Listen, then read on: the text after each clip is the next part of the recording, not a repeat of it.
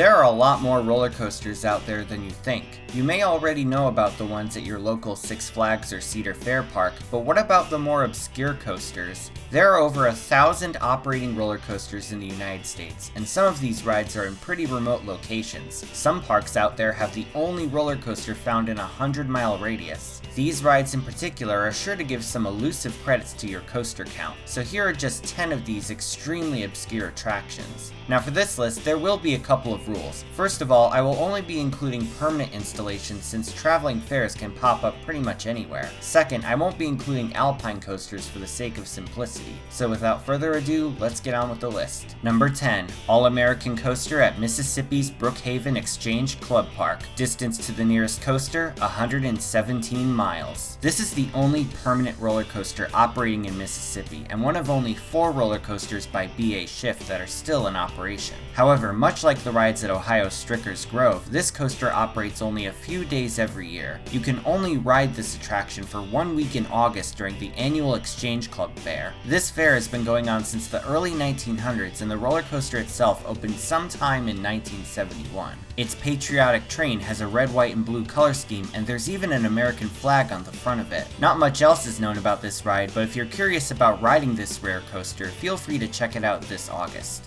Number 9, roller coaster at Minnesota's Paul Bunyan Land. Distance to the nearest coaster, 121 miles. Up in northern Minnesota is a rather charming park themed to Paul Bunyan, a tall, legendary woodsman. Among the sculptures of Bunyan and his pet ox Babe, there's also a Molina and Sons kiddie coaster. This ride is as simple and tame as roller coasters get, consisting of an oval-shaped layout and a couple tiny airtime hills. Its lift hill also passes through a wooden structure, and the layout has some old farming equipment in the center, giving the coaster a charmingly rustic appearance. This kiddie coaster succeeds in giving that old-timey country fair feel, and if you live in the Minneapolis area, it's only a couple of hours away, so why not make a day trip out of it? Number 8, Veggie Tailspin at Kentucky Shores Family Fun Center. Distance to the nearest coaster, 135 miles. If you think this coaster looks familiar, you'd be right. Before it was moved to Kentucky, this coaster operated at Tennessee's Dollywood. For over a decade, it would serve as Dollywood's kiddie coaster, allowing young enthusiasts in the making to enjoy a coaster with a low height requirement. This LNT mini coaster has a compact layout with a downward helix and unique trains that resemble market baskets. However, after 11 years, it was replaced by Zamperella's Whistlepunk Chaser and sold to a Western Kentucky amusement park 5 hours away. What's really interesting about this coaster is that this is the only picture I could find of it after it was relocated to Kentucky. So if you live in the area, feel free to post your photos online. Number 7, Incredible Spinning Roller Coaster at Tennessee's Memphis Incredible Pizza Company. Distance to the nearest coaster, 137 miles. SBF Spinners and the Incredible Pizza Company chain go together like Six Flags and S&S Free Spins. Because of their very small footprints, these coaster models can pretty much go anywhere, and are especially popular for very small parks on a budget. This coaster is certainly no different from other SBF Spinners of its kind, though it's definitely a remote one. Opening in 2015 near Memphis, Tennessee, this is the first coaster to operate in the area since Libertyland closed in 2005. This broke the decade-long coaster drought of Western Tennessee, which is admittedly a term I just made up. Nevertheless, one coaster is certainly better than none, and to be honest, these SBF Spinners are fun for the whole family. If you've got kids, or if you're just in the mood for some pizza, take a spin on this one. Number 6, Dinosaur Canyon at North Carolina's Deadwood. Distance to the nearest coaster, 140 miles. This is another rare BA Shift roller coaster. This one in particular can be found in eastern North Carolina, about 2 hours away from Busch Gardens, Williamsburg.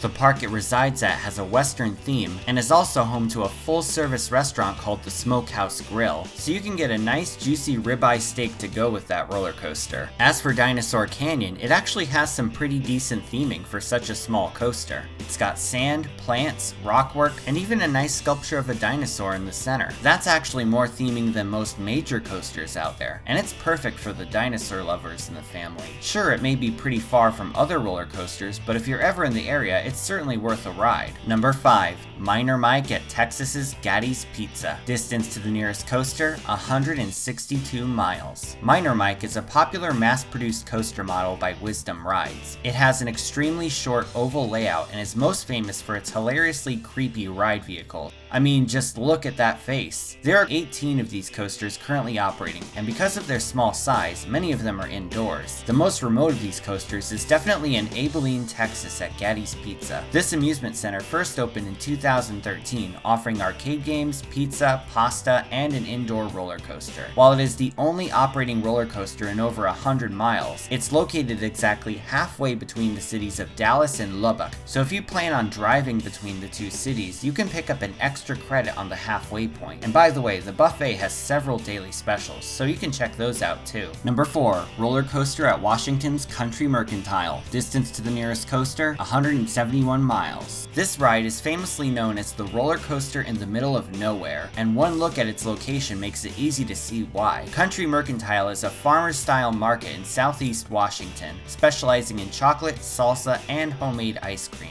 In addition, the store has both a carousel and an E&F Miller family coaster outside of it. The coaster itself is located next to a cornfield, and the windmill not too far away really adds to its rural setting. While the E&F Miller family coaster is quite common, the sensation of riding one in such a remote location is sure to be both surreal and memorable. Looking around at all that wide open space is bound to be truly breathtaking. Furthermore, this coaster is located about 3 hours away from Idaho's Silverwood, so keep an eye on it if you're passing by the area to get to that park. Number 3, Humpty Dumpty's Great Fall at South Dakota's Storybook Land. Distance to the nearest coaster, 203 miles. This is one of only 2 operating roller coasters in South Dakota, with the other one being found 3 hours away in Sioux Falls. Yes, South Dakota is a very big state. Not to be confused with the New Jersey park of the same name, South Dakota's Storybook Land first opened in 1997 as a gateway to several beloved children's stories. These include The Wizard of Oz, The Old Woman Who Lived in a Shoe, and Peter Pumpkin Eater. While the park is mostly a playground, a roller coaster was eventually added in 2015. This $400,000 Zamperla Family Gravity Coaster was added thanks to a fundraising campaign set up by the park. Sponsors had the opportunity to sponsor the ride's seats and cars, and the name of each major sponsor can be found on a sign at the ride's entrance. It's pretty amazing how a small community came together just to fund a roller coaster. Now that's what I call dedicated crowdfunding. Number 2, Runaway Train at North Dakota's Super Slide Amusement Park. Distance to the nearest coaster, 203 miles. There are 2 permanent roller coasters in South Dakota, but only one in North Dakota. This coaster can be found at Super Slide Amusement Park, which is actually more well known for its titular slide than its roller coaster. This coaster was added in 2009, making it the first one to ever be built in the entire state. Though it is just a standard Wisdom Rides family coaster, it admittedly has a pretty decent layout. Instead of a typical oval-shaped layout, this ride has 2 spirals, one ascending and one descending.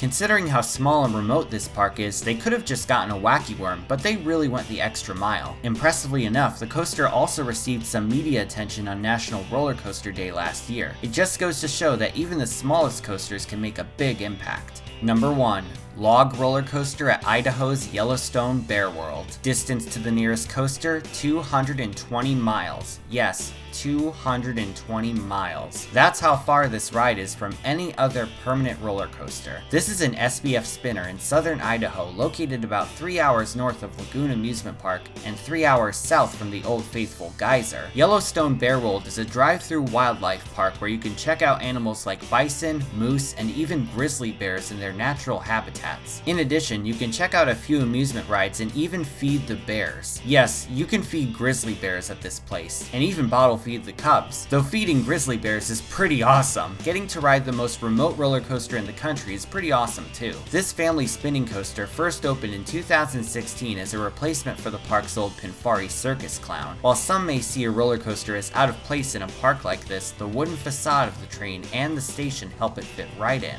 It may not be anything groundbreaking, but the park as a whole looks fantastic, and this coaster is perhaps the most elusive credit you can add to your coaster count. Before I wrap things up, I'd like to announce the winner of the last weekly poll. Last time I asked, which removed element would you have liked to experience? With a whopping 495 votes, the winner is Maverick's Heartline Roll, second place is Son of Beast's Vertical Loop, and third is Dodompa's Top Hat. So thank you all for voting, and you can check out the full results on themeparkcrazy.com. And for this week's weekly poll, I'd like to ask, which of the coasters discussed in this video interests you the most? Which one would you like to go out and experience yourself? yourself. I have all 10 choices on this poll, so feel free to head on down to themeparkcrazy.com and cast your vote. And if you've already experienced some of these coasters yourself, feel free to let me know in the comments section. And if you have any fond memories of these coasters, go ahead and share those too. Those are honestly my favorite kind of comments. Thanks for watching, everyone. Feel free to like, share, and subscribe. You can follow me on social media on Twitter, Instagram, and Facebook, or you can check out my website at themeparkcrazy.com. This is Theme Park Crazy, and I'll see you all next time.